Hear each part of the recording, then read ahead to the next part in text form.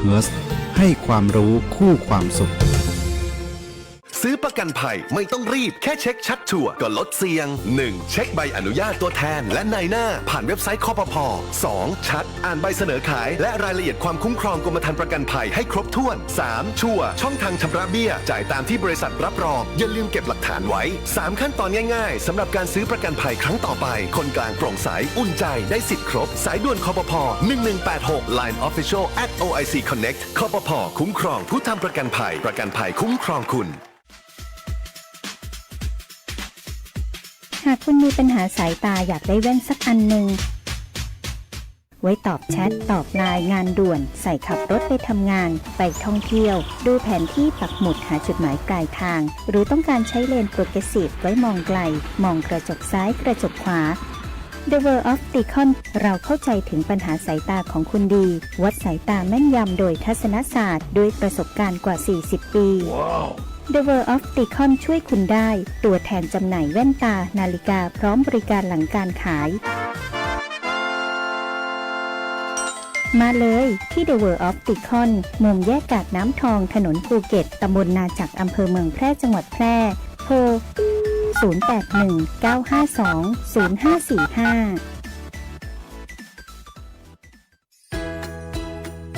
หากคุณอยากจะซื้อที่ดินพร้อมอาคารหรือห้องชุดปลูกสร้างอาคารหรือซื้อที่ดินพร้อมปลูกสร้างอาคารต่อเติมซ่อมแซมอาคารหรือจะกู้เพิ่มระยะเวลาในการผ่อนชำระไม่น้อยกว่า3ปีและไม่เกิน40ปีโดยอายุผู้กู้รวมกับระยะเวลาที่ขอกู้ต้องไม่เกิน70ปีอัตราดอกเบี้ยตามเงื่อนไขที่ธนาคารกำหนดสินเชื่อเพื่อที่อยู่อาศัยช่วยคุณได้สินเชื่อเพื่อที่อยู่อาศัยสินเชื่อสำหรับลูกค้าทั่วไปของธนาคารให้กู้ยืมเพื่อที่อยู่อาศัย โทรเลย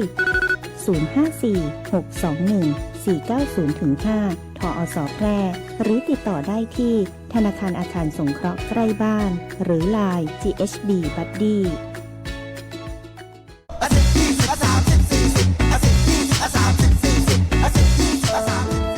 ถ้าความเร็วบนท้องถนนในชุมชนเป็นตัวเลขเหล่านี้ก็คงดีแต่ในความเป็นจริงยังมีผู้ขับขี่ใช้ความเร็วสูงและการขับรถเร็วเกินกฎหมายกำหนดยังเป็นสาเหตุหลักที่ทำให้เกิดอุบัติเหตุเดินทางถึงบ้านอย่างปลอดภัยขับขี่ด้วยความใส่ใจอย่าขับเร็วอย่าขับซิ่งขับขี่ปลอดภัยลดความเร็วลดอุบัติเหตุด้วยความปรารถนาดีจากกองทุนเพื่อความปลอดภัยในการใช้รถใช้ถนนและสำนักงานขนส่งจังหวัดแพร่วิทยุแห่งประเทศไทยจังหวัดแพร่ FM 91 MHz ให้ความรู้คู่ความสุข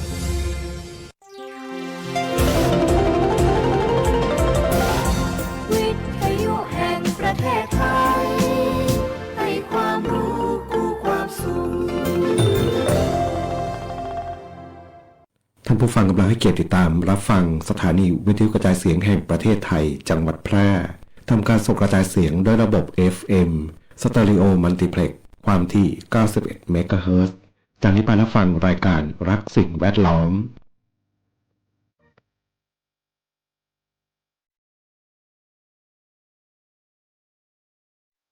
ธรรมชาติสร้างคนมีมาสองมือให้มากับคนเราทุกคนเอาไว้คอยประคองป้องกันไว้ดูแลให้โลกยังคงมีเราทุกคนได้อยู่อาศัยรวมกันมาอยู่กันแสนล้านคนลงมือคนละมือช่วยกันถ้าเรายังเห็นคุณค่าในเมื่อเราเป็นคนทั้งทีช่วยกันทำให้ดีดีกว่ารวมใจเข้ามาคอยรักษาโลกเราไว้ให้โลกเราสวยพวกเรามาช่วยกันรับรู้ด้วยกันแล้วทำให้โลกนี้สดใสอยากให้โลกน่าอยู่กว่านี้เป็นโลกที่เราฝันใฝ่จะสวยอย่างไรเป็นไปได้ด้วยมือของเรา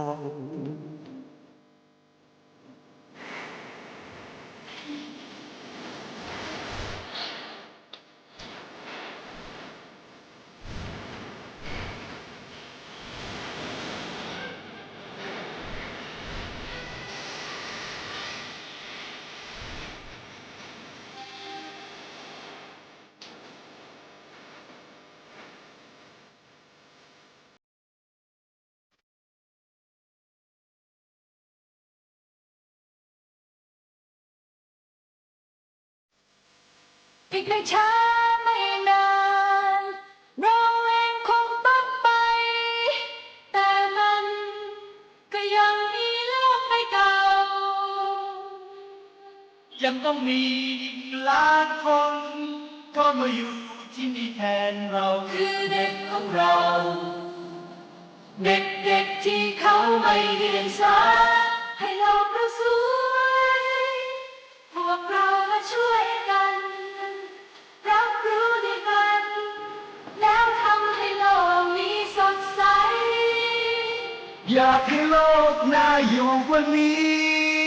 เป็นโลกที่เราฝันใฝ่จะสวยอย่างไรเป็นไปได้ด้วยมือของเรา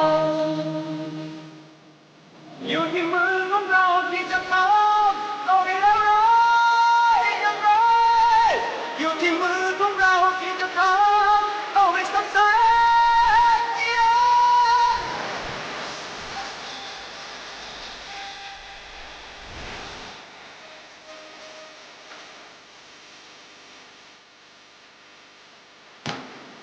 ให้โลกเราสวย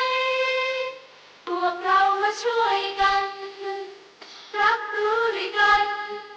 แล้วทำให้โลกนี้สดใสอยากให้โลกมาอยู่กว่านี้เป็นโลกที่เราฝันใฝ่จะสวยอย่างไร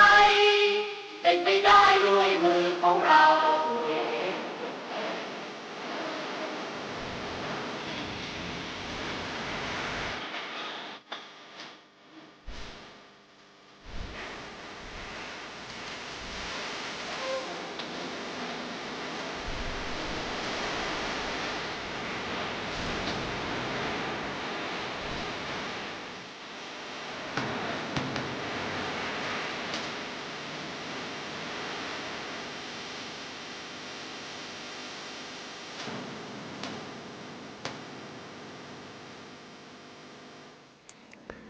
สวัสดีครับผู้ฟังทุกท่านครับพบกับรายการรักสิ่งแวดล้อมทางสวทแพร่ FM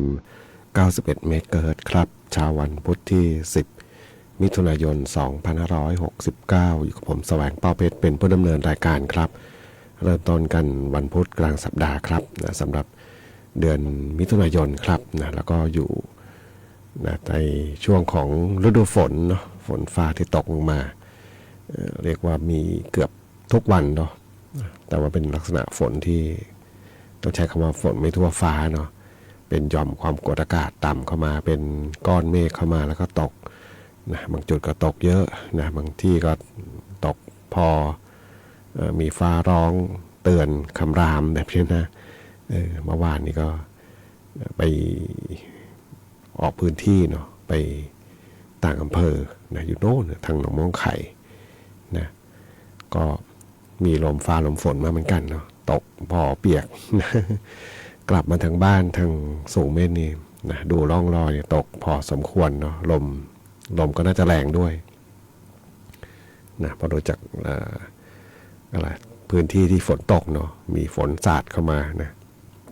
ก็เป็นช่วงฤดูฝนเนาะแต่ที่การคาดการณ์นะจากกรมอุตุนี่ก็จะฝนทิ้งช่วงเนาะตั้งแต่ราวกลางเดือนดีเป็นต้นไปนะก็ต้องอันนี้ต้องรอดูเนาะแต่ว่ามันก็มีความเป็นไปได้นะครับนี่แหละเนี่ยนึกถึงในวันที่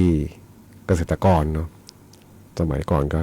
คุณตาคุณยายนะรุ่นลุงป้าน้าอาเขาปลูกพืชไร่นะตั้งแต่วางแผนติดตามสมัยก่อนไม่ใช่มีการคาดการณ์ได้ขนาดนี้นะไม่ได้มีการไม่มีเครื่องไม้เครื่องมือในการตรวจสอบในการเช็คนะพยากรณ์อากาศก็ไม่รู้หรอกนะสิ่งที่ชาวไร่ชาวนาในอดีตนะพอจะใช้เป็นเครื่องมือนะเป็นเครื่องมือแล้วกันเนาะก็คือช่วงที่มีการทำนายวันพฤชมงคลนะยังพอจำได้นะคำบอกเล่านะตายายรุ่นพ่อรุ่นแม่เราเนี่ยนะเขาจะตั้งใจฟังเลยนะตั้งใจแล้วก็เอาคำพยากรณ์นะได้ผ้ากี่คืบกี่ศอกอะไรนี่นะแล้วก็การพยากรณ์ต่างๆเหล่านี้นะก็จะ นำมาใช้เป็นเครื่องมือนะว่าปีนี้น้ำจะเยอะน้ำจะน้อยนะเพราะในอดีตเรายังไม่มีเครื่องมือแบบนี้เนาะในการที่จะตรวจสอบอากาศตรวจสอบอนาคตนะว่าการคาดการณ์พยากรณ์ไปในอนาคตเนี่ยจะเป็นอย่างไรนะครับนะเพียงแต่เดาๆกันเนาะทำให้วิถีชีวิตเกษตรกรในอดีตก็ลำบากนะต้องใช้คำว่าลำบากเนาะบางทีตัดสินใจปลูกไปแล้วนะหว่านเมล็ดพืชไปแล้วเนี่ยนะมันไม่ได้ดังที่เราต้องการเนาะก็ขาดทุนนะต้นทุนที่ลงไปเนาะนะครับก็แล้วปัจจุบันก็ยังเป็นอยู่นะไม่เป็นเนาะปัจจุบันก็ยังมีไม่ได้ต่างจากเดิมนะครับเป็นต้นทุนเนาะก็หวังว่าเนาะปีนี้นะจะทิ้งช่วงอย่าทิ้งนานเลยเนาะทิ้งแค่พอให้รู้ว่าเป็นอะไรนะทิ้งช่วง แต่ก็จะเยอะมากขึ้นไปนะฝนเยอะมากก็ท่วมนะก็อันตรายอีกเนาะแล้วก็เสียหายด้วยวันนี้พบกันเช่นเคยครับกับช่วงเวลาของรายการรักสิ่งแวดล้อมท่านผู้ฟังที่ติดตามรับฟังอยู่ครับบทเพลงเพื่อชีวิตอยากจะฟังเพลงไหนอย่างไรก็สามารถที่จะแนะนำได้ครับทางโทรศัพท์0545231516ครับนะแฟนเพจก็พิมพ์คอมเมนต์ไว้ได้กับช่วงเวลาของรายการรักสิ่งแวดล้อมครับ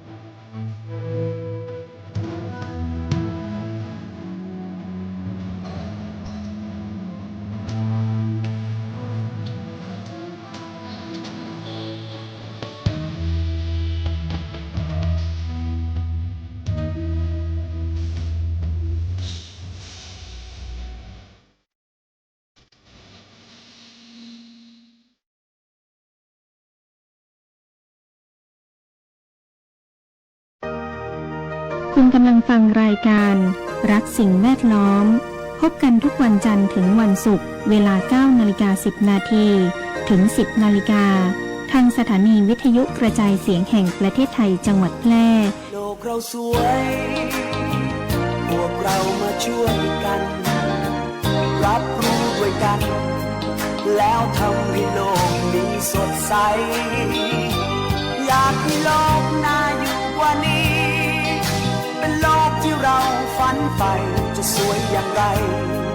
เป็นไปได้ด้วยมือของเรา ค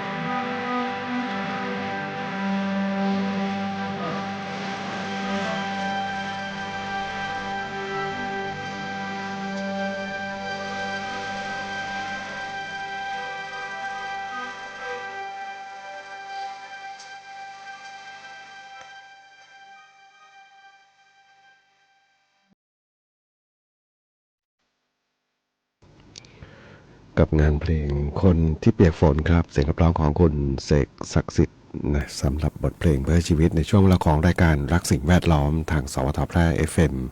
91 เมกะเฮิรตซ์ครับส่งมอบเป็นความสุขสำหรับผู้ฟังที่ติดตามรับฟังอยู่ครับนะในสัปดาห์หน้านะเห็นข่าวหนึ่งนะเป็นเรื่องของการเชิญชวนบริจาคโลหิตนะเนื่องในวันผู้บริจาคโลหิตโลกนะแล้วก็ในปีนี้เนี่ยนะเขามีเสื้อยืดนะเป็นที่ระลึกเนี่ยแจกให้ฟรีนะเริ่มตั้งแต่วันที่15มิถุนายนครับนะวันผู้รับบริจาคโลหิตโลกเนี่ยจะตรงกับวันที่14นะซึ่งเป็นวันอาทิตย์นะวันที่14มิถุนายนนะครับให้โลหิตให้ชีวิตให้โอกาสนะเห็นอินโฟกราฟิกอยู่เนาะแต่ว่าในส่วนของผู้ที่บริจาคโลหิตนะแล้วก็รับเสื้อยืดที่ระลึกเนี่ยจะเริ่มตั้งแต่วันที่15ก็คือวันจันทร์นะครับนะโดยทางจังหวัดแพร่นะโดยธนาคารเลือดโรงพยาบาลแพร่เนี่ยเชิญชวนประชาชนและผู้มีสุขภาพแข็งแรง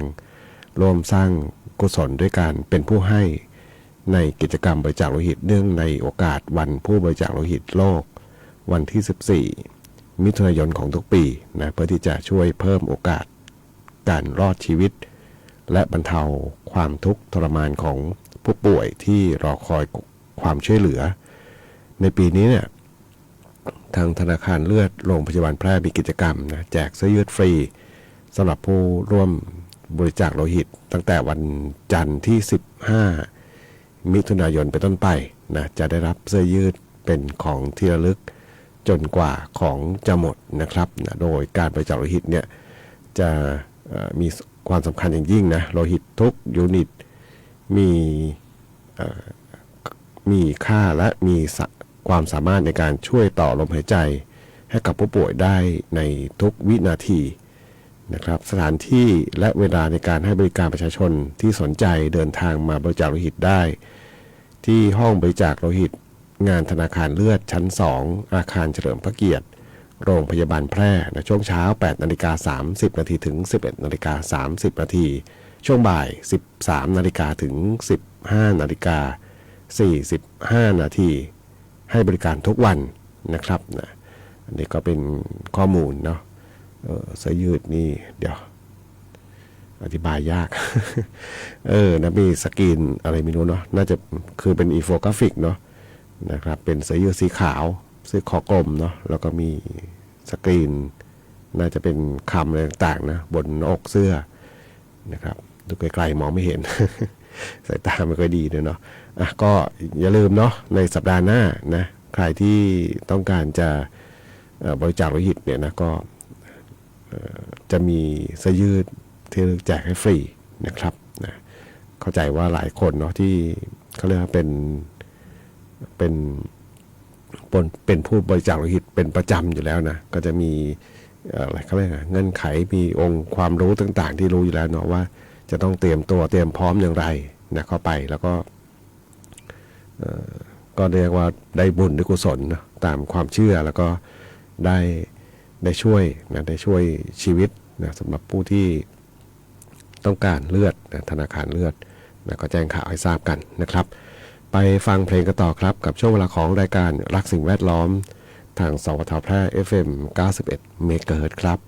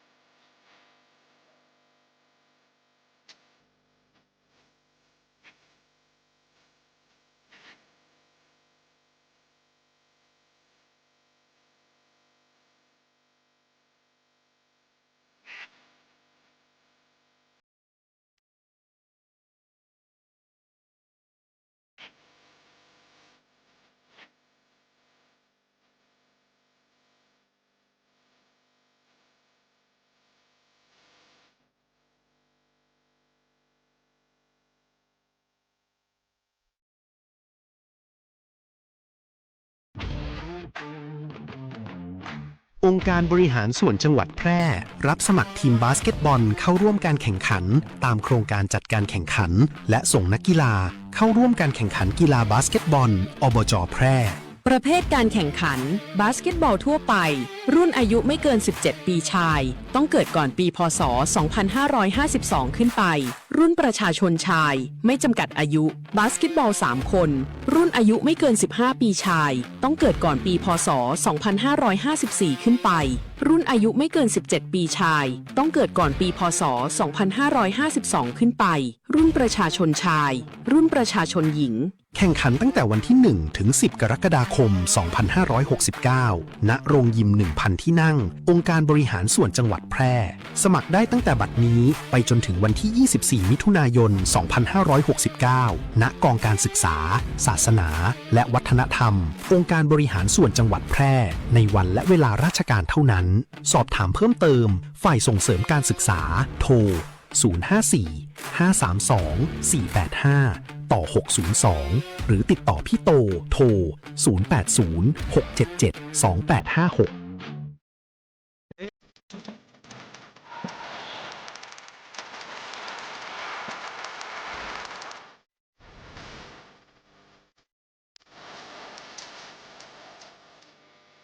ข้าวยางแก่สุดโสมเสียหายผู้ผลผลิตน้อยการยางแห่งประเทศไทยสนับสนุนปลูกแตนด้วยยางพันธุ์ดีไร่ละ 20,000 บาทและปลูกแตนด้วยพืชอื่นไร่ละ 12,000 บาทแค่เป็นเกษตรกรตีขึ้นทะเบียนกับกยท.มีส่วนบนพื้นที่ดินถูกกฎหมายเก้ายางอายุเกิน25 ปียื่นกำขอได้ตามสิทธิ์เลือกรูปแบบปลูกแตนทั้งปลูกยางพันธุ์ดีไม่ยืนต้นเศรษฐกิจหรือสวนยางยั่งยืนมีเงินทุนพร้อมช่วยเหลือติดต่อได้ที่054-069-605 การยางแห่งประเทศไทยจังหวัดแพร่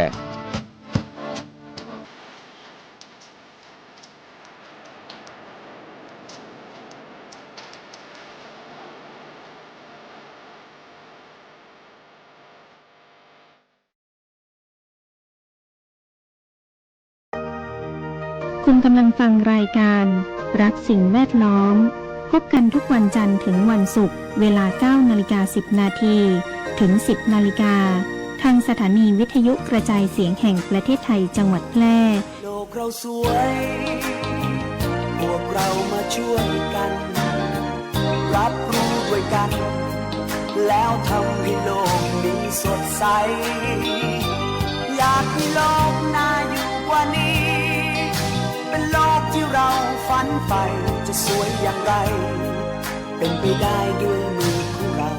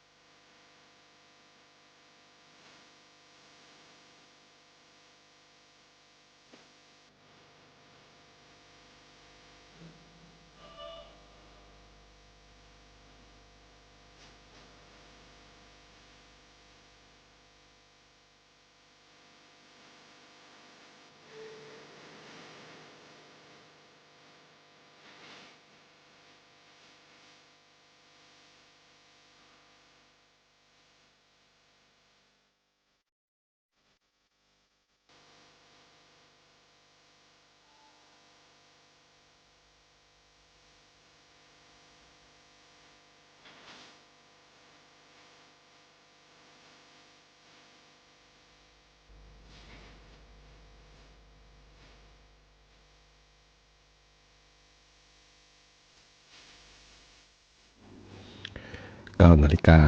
48 นาทีครับกับช่วงเวลาของรายการรักสิ่งแวดล้อมทางสวทแพร่ FM 91 เมกะเฮิรตซ์ครับวันพุธที่ 10 มิถุนายน 2569 เข้ามาก็เกือบครึ่งเดือนแล้วเนาะสำหรับมิถุนายนวัยป๊อปแป๊บนี่เข้ามาครึ่งปีนะครึ่งปีแรกกำลังจะผ่านพ้นไปเนาะโดยปกติครึ่งปีแรกนี่เป็นความรู้สึกที่แต่ละวันเนี่ยจะผ่านไปช้านะเป็นช่วงฤดูร้อนอากาศไม่ค่อยดีเนาะช่วงเริ่มต้นปีเนี่ยก็มีแต่เรื่องสิ่งแวดล้อมนะที่เป็นปัญหาอยู่ก็ทำให้บางทีจิตใจก็ขุ่นมัวเนาะแต่ละวันนี่ก็เหมือนช้านะแต่ว่าผ่านครึ่งปีแรกไปแล้วเนี่ยนะครึ่งปีหลังเนี่ยบางทีมันเหมือนวิ่งเลยเวลานะมันจะเร็วนะความรู้สึกว่าไปเร็วเลยเนาะฤดูกาลเริ่มเปลี่ยนผ่านจากฝนจะเข้าสู่ฤดูหนาวนะฤดูหนาวอากาศดีนะทำงานด้วยความสบายนะแสงอาทิตย์ก็เริ่มน้อยลงเนาะกลางวันดวงอาทิตย์เริ่มขี้เกียจ มาช้ากลับเร็วนะแต่ช่วงนี้นี่ยังเป็นฤดูร้อนอยู่ฤดูฝนเนาะดวงอาทิตย์ยังขยันมากเลยเนาะแจ้งแต่เรียกว่า6 โมงนี่เหมือนสายแล้วนะ ช่วงเย็นเหมือนกันนะช่วงเย็นนี่6 โมงนี่ยังสว่างเลยเนาะนะครับก็เป็นฤดูกาลที่ผันเปลี่ยนไปนะครับดูพยากรณ์อากาศนิดนึงนะวันนี้นี่ฝนเพิ่มขึ้นนะแล้วก็มีหลายจังหวัดด้วยนะก็สอดคล้องกับการคาดการณ์เนาะเขาบอกว่าวันคาดการณ์ไว้ร่องมรสุมเนี่ยจะผ่านเข้ามาในช่วง9 ถึง 11 มิถุนายนเนาะนะครับภาคเหนือมีฝนฟ้าคะนอง170ของพื้นที่มีฝนตกหนักบางแห่งบริเวณจังหวัดแม่ฮ่องสอนเชียงใหม่เชียงรายลำพูนลำปางพะเยาน่านแพร่อุตรดิตถ์กำแพงเพชรพิจิตรสุโขทัยพิษณุโลกเพชรบูรณ์และจังหวัดตากครับนะอุณหภูมิสูงสุดอยู่ที่36 องศาเซนเซียสครับนะก็ฝนเพิ่มขึ้นนะ170แล้วก็มีจังหวัดแพร่ด้วยเมื่อวานไม่มีชื่อจังหวัดแพร่อยู่นะเมื่อวานมีจำได้มี4 จังหวัดเนาะ60%เมื่อวานวันนี้70แล้วก็มีรายชื่อจังหวัดแพร่อยู่ด้วยนะครับนะก็จะตกก็นะแต่คาดเดาเนี่ยนะมันมักจะมาฝนมักจะมาตอนอะไรนะ4 โมงครึ่งนะประมาณนี้นะเหมือนฝนราชการหรือเปล่าเนี่ยนะเลิกเรียนนักเรียนเลิกเรียนนะคนทำงานกำลังจะกลับบ้านฝนมาแล้วนะก็ช่วงนี้เนี่ยนะลูกหลานใครที่มาโรงเรียนก็อาจจะต้องเตรียมตัวเนาะเตรียมอุปกรณ์กันฝนนะถ้าฝนตกหนักลมแรงนี่ก็อย่าฝืนไปเลยเนาะอันตรายนะครับโดยเฉพาะรถจักรยานยนต์เนาะรถเล็กแล้วก็บางทีกลางร่มนะเสื้อกันฝนมันก็เป็นเขาเรียกนะเป็นมันกันฝนได้จริงแต่ว่ามันเป็นวัสดุต้านลมเนาะนะครับอันตรายด้วยเนาะก็บางทีต้องรอฝนซาก่อนนะสำหรับการเดินทางต่างๆไปฟังเพลงกันต่อครับกับช่วงเวลาของรายการรักสิ่งแวดล้อมทางสวทแพร่ FM 91 เมกะเฮิรตซ์ครับ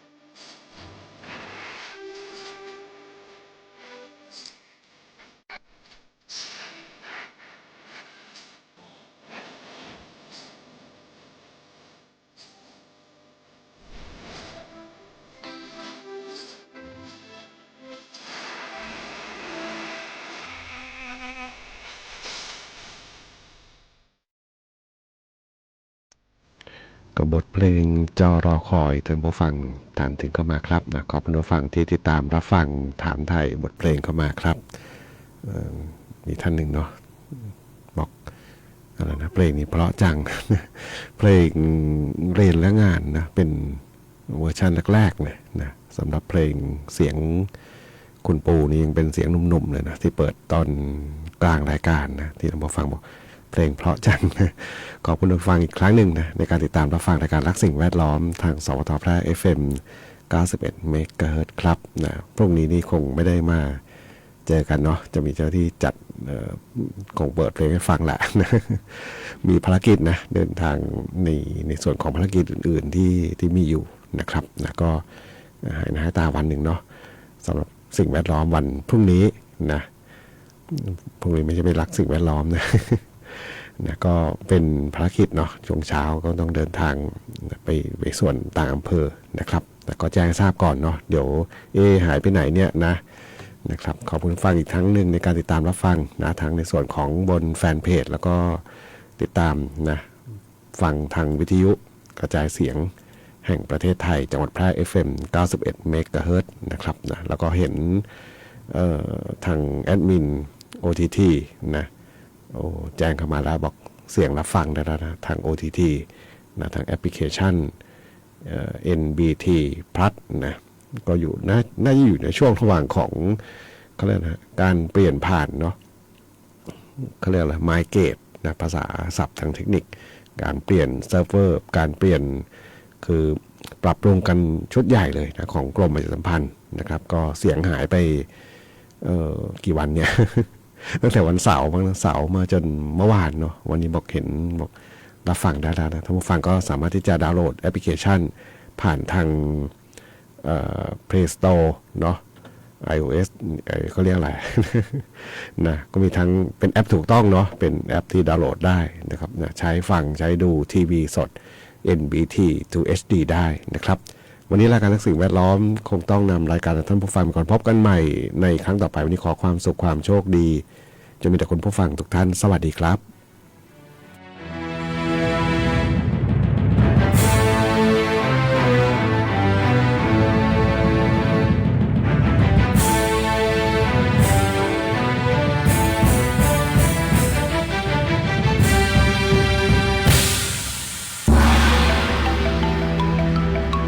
มีเรื่องราวเล่าขานสืบต่อกันจนเป็นตำนาน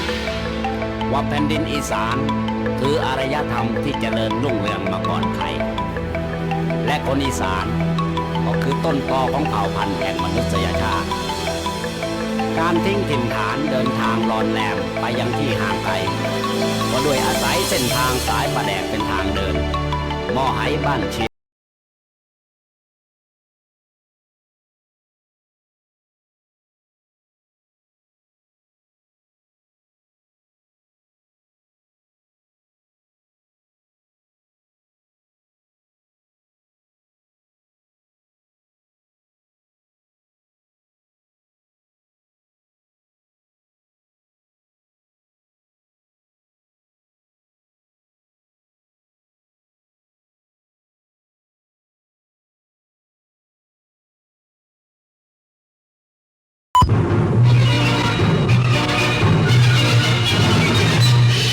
สถานีวิทยุกระจายเสียงแห่งประเทศไทยและเครือข่าย